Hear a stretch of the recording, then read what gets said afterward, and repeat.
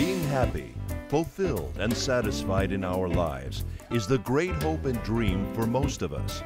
Too often it seems unreachable. Author, speaker, licensed therapist, and coach Jennene Macklin knows that deep within, beneath the day-to-day chatter, there is the voice, offering us guidance and insight if we'll simply listen. We all want happy, fulfilled, and passionate lives, right? Yes. We all want to live lives that are authentic, that are creative, that are even fun, and yet many of us aren't able to reach that goal. Now, it's not because you haven't tried, and it's not because you're not motivated, right? Yeah. Okay. If you're anything like me, you've attended probably 1, 2, maybe in 3 seminars. You're here this morning at 9 o'clock in the morning, so add this to your list. You've taken classes. You've probably bought the, 5-pack DVDs or CDs and listened to that. All of that to keep you moving, and yet we still aren't finding that happiness, that authentic life, that creativity, and that passion as we're moving through and on the journey. It also isn't because there's a shortage of resources. With advancements in technology, we have more than enough resources, right? And ladies, they tell us that we have all the modern conveniences. So we should have happy lives, right? Really more efficient lives. So just imagine as you're going along the journey, you've created this wonderful life that you thought would make you happy, and then out of the blue, you hear the voice. Now, if you remember the movie, The Field of Dreams, where they heard the voice, it says, if you build it, they will come. Well, you hear the voice, and it says to you, you want more. You can have more out of life. And like any other normal person, when you hear the voice, you say, who said that? Who said that? The only thing is that the voice persists. It just persists. Late at night, you hear it. It's persisting, saying, you want more. You want more out of your life. And then what you finally realize after you've ignored it for some time is that the voice is within you. It's deep down within you, tapping on the door, telling you something or reminding you of something. And what I want to do is I want to help you move from where you are to where you want to be, but I want us to do it listening to the voice. Are you willing to take the ride? Yes? Yes? Okay, so let me tell you about one of my clients. Let's call her Stephanie. Now, Stephanie had created an incredible life. You may even know what I'm talking about. She had a wonderful job. Well, actually, it was really a career. She had a career as a high-powered attorney, so you know everything that goes along with that. She had the prestigious home. She had the wonderful luxury car. She had the, what is it now? You have 2.5 children? So she had the whole, everything was picture perfect. So from the outside, looking in, she looked good. You know somebody like that? Yeah. I'm sure none of you are like that, right? So she's going along, moving through life, and then midlife hits. And all of a sudden, she starts to have this energy. See, the thing about the voice is there's a voice that you hear as well as there's this energy that you feel. So she gets this energy to have life be more fulfilling. Actually, her marriage to be more authentic and for her to be more creative in her life. But she does the usual. She ignores it, and it persists.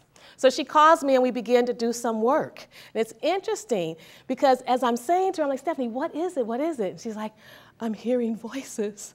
I'm hearing voices. Okay, well, I'm a licensed therapist, so I'm kind of like, okay, so what kind of voices are we talking about? Schizophrenic voices, or what are we kind of talking about here? She's like, no, I just hear this voice late at night saying, be more authentic in your marriage. And then she breaks down in tears, tears just flowing. And I'm like, Stephanie, what is it? And what I realized as she talked was that the voice had tapped into what she thought was a secret that no one knew. She had convinced herself that life was so wonderful and so fulfilled that all of a sudden it was like it was shattering because this voice was actually reminding her that it wasn't as fulfilling as she thought. So this seemed really daunting to begin to disassemble life. I mean, think about it. We've created these wonderful, comfy, cozy lives. And all of a sudden, knock, knock, knock, the voice says, be more authentic. You're like, well, I'm being pretty authentic right now.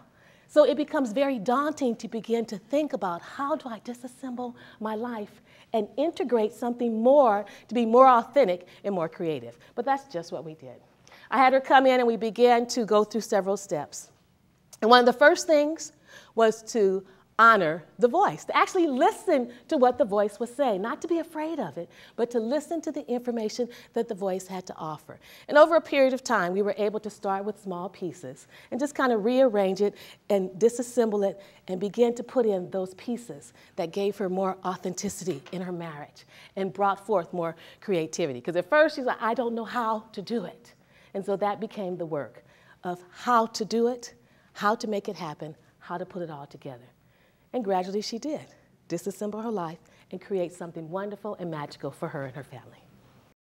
Okay, so we've been working today and talking about moving beneath the chatter of day-to-day life to actually hear the voice, because it has wonderful information and insight for you. So what I'd like for you to do at this point is I'd like to turn to your partner that you've been working with throughout the day. And I want you to identify the word that comes up for you, as well as the feeling that it brings up for you. For example, if it's creativity. You know, some people are like, oh my God, I don't know anything about being creative. Or maybe the word is fun, or play, or laugh. Laugh, can we laugh? Can you not laugh? Yeah, laugh.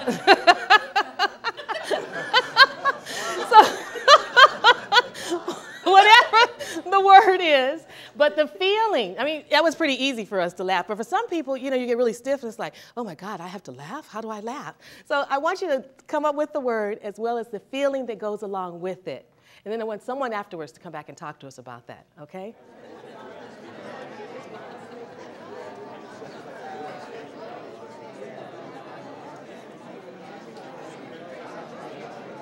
Okay, that sounds good. Okay, so now that you've done that wonderful work, thank you, I'd like to ask, is there one person who'd like to stand up and share their feeling, what you worked on, what you talked about? Is there anyone? Okay, go ahead. And your name is? My name's Carl Hines. Hi, Carl Hines. How are you today? I'm great, thank you. Good. Thanks for being here. So share with us the word and then the feeling that came up for you. Well, the word is change. Okay. And the feeling that's there immediately is panic. Yes. And how am I going to do that? Okay. Okay. So change. We all can relate to change, having to change things, do things differently in your lives. Yes. It's like, oh, gosh. And it is panic. That's the first thing that comes. It's like, oh, my God. But what I want you to do at first is soothe yourself. So I want you to close your eyes and take a deep breath. And you guys remember this for yourselves too. When things are coming up for you and it feels like it's spiraling, just calm down for just a moment and take a deep breath. Okay, now what I'd like for you to do is take a moment in that peaceful state and think of what you could do for yourself that would make you feel good. Just one small thing that you could do. Well, I've been telling myself this for a while. I could just wake up and not hit the ground running.